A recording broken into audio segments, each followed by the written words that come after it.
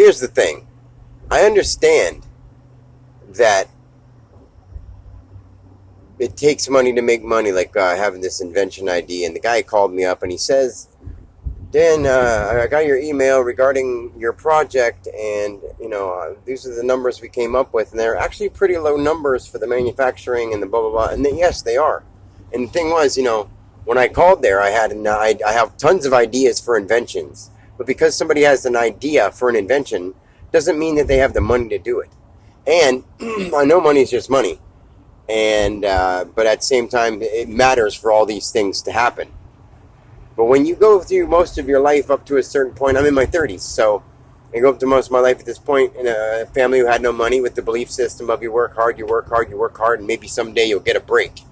And so all this time, I've, of course, naturally, everybody sort of clings, or not really clings, but surrounds themselves with people that are somewhat like them in livability factors, like the higher class, upper class, lower class. You don't see too many bums hanging out with rich people, or rich people hanging out with even like super uber rich, higher up society, hanging out with like jocks or something. You know what I mean? It's just not common.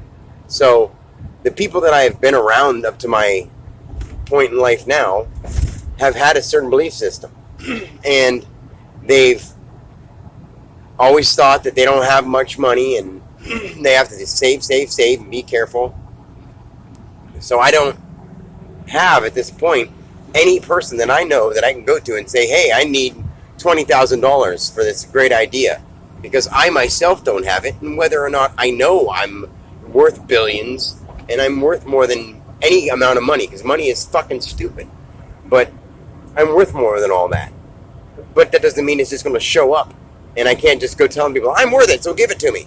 Or, like, this is a great idea, and I try to break it down to them, and they're like, well, it's a good idea, but I just don't have the money. So they'll listen to the whole thing, think it's a great idea, but not have any money. And they don't want to ask anybody they know, because they don't want to bother someone else and look like the poor guy asking for money. So I understand what he's saying, and he says there's other options, and we could break it down into payments. But at this point, every dollar that I have is going into the truck I got for my business, because the other one died, and I had no choice but to get it at a point in time when I wasn't financially able to do it. And now I'm stuck in a financial loop, wanting to make more money, coming up with great ideas and ways to do it, but not having the money to start those new ideas and avenues. And I wish that would make sense to other people.